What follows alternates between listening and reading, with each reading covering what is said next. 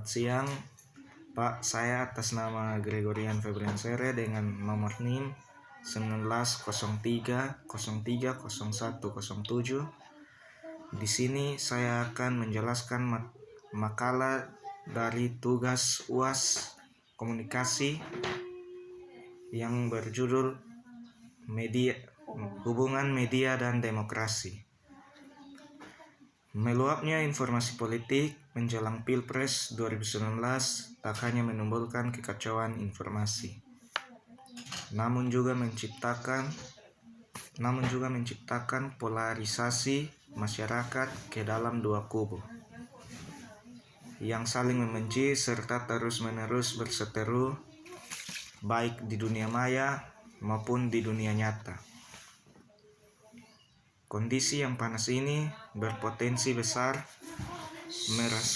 merusak suasana damai pemilu. Sebagai ajang pesta demokrasi tertinggi di Indonesia, apalagi tahun 2019 untuk pertama kalinya Indonesia menyelenggarakan seluruh jenis pemilihan umum secara bersamaan, yakni pemilihan legislatif dari tingkat kota atau kabupaten hingga tingkat provinsi, hingga pemilihan presiden dan wakil presiden. Kekacauan informasi politik berupa misinformasi, disinformasi, dan malinformasi yang seringkali disederhanakan sebagai hoaks politik. Ini diproduksi dan disebarkan oleh banyak pihak. Pertama, para politisi dan atau tim kampanye mereka yang punya kepentingan untuk menyerang lawan politik.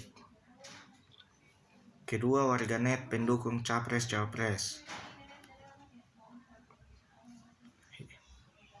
yang memuja calon pujaan namun menutup mata pada calon lainnya. Ketiga, media baik media massa konvensional, media baru maupun media abal-abal yang secara sengaja atau tidak sengaja memproduksi atau mereproduksi kekacauan informasi. Tulisan ini akan berusaha menjawab pertanyaan-pertanyaan berikut. Mengapa media sebagai salah satu pilar demokrasi ikut terseret dalam pusaran produksi dan distribusi kekacauan informasi politik?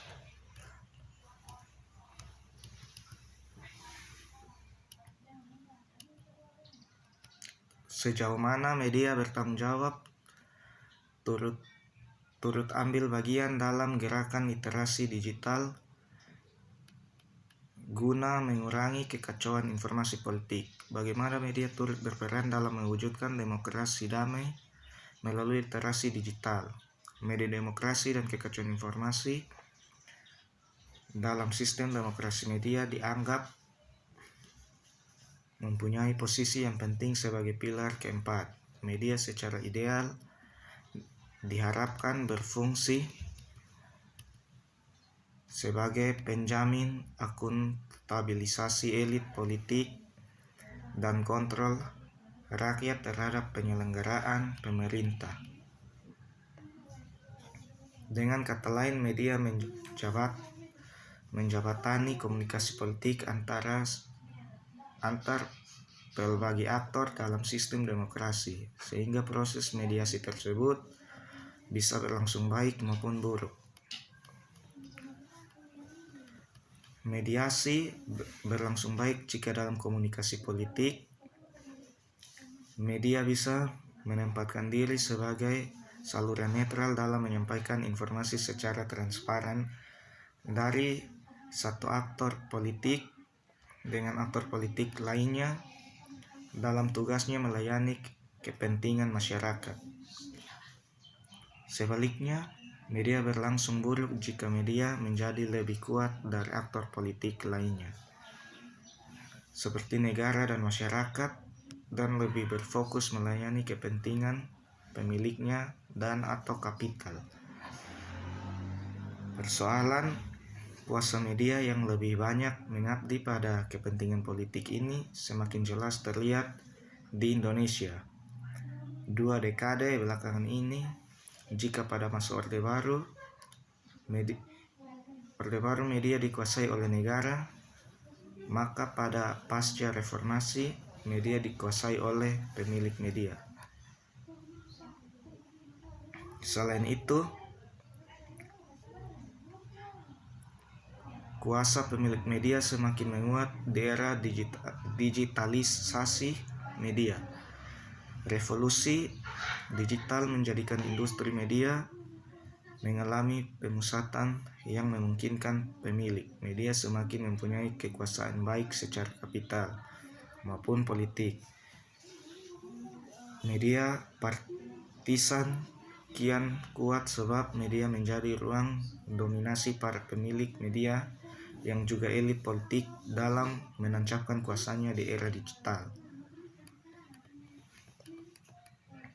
Dalam posisi seperti itu, objektivitas jurnalis semakin tergerus kepentingan pemilik media sehingga praktik jurnalisme buruk mungkin saja terjadi. Alih-alih mengedepankan kepentingan publik, jurnalis mengutamakan kepentingan pemiliknya.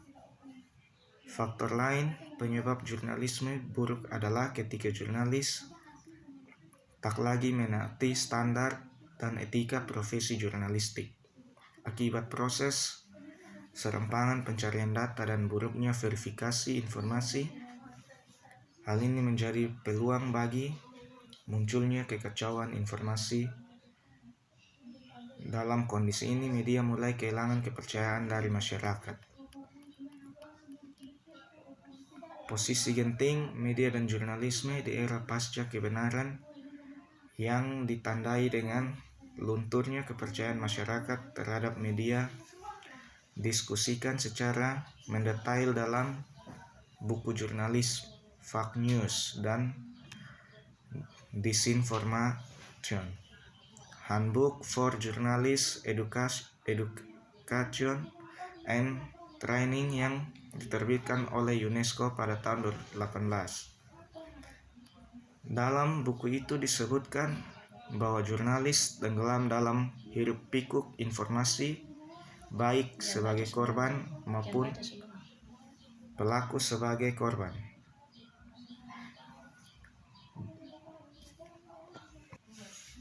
Dalam posisi media yang rawan terjebak sebagai pelaku maupun korban kekacauan informasi. Salah satu yang bisa dilakukan adalah meningkatkan perannya dalam gerakan literasi digital. Bisa dengan cara menguatkan kompetensi literasi digital baik bagi jurnalisnya maupun bagi masyarakat luas. Dalam sejarah gerakan literasi media dan informasi di Indonesia yang dimulai pada awal tahun 1990-an, media meskipun tidak dominan namun tetap memegang peran penting.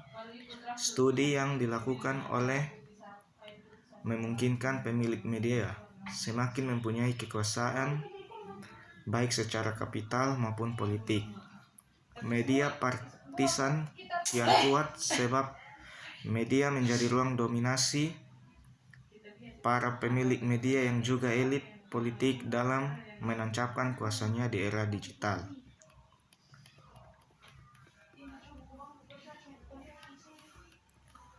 Jurnalisme buruk adalah ketika jurnalis tak lagi menaati standar dan etika profesi jurnalistik akibat proses serampangan pencarian data dan buruknya verifikasi informasi.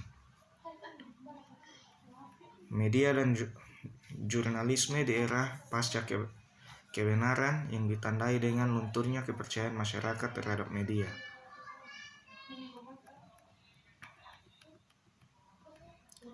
Dalam posisi media yang rawan terjebak sebagai pelaku maupun korban kekacauan informasi, salah satu yang bisa dilakukan adalah meningkatkan perannya dalam gerakan literasi digital. Bisa dengan cara menguatkan kompetensi literasi digital baik bagi jurnalisnya maupun bagi masyarakat luas. Media dan gerakan literasi digital dalam sejarah gerakan literasi media dan informasi di Indonesia yang dimulai pada awal tahun 1992. Media meskipun tidak dominan namun tetap memegang peran penting. Terima kasih.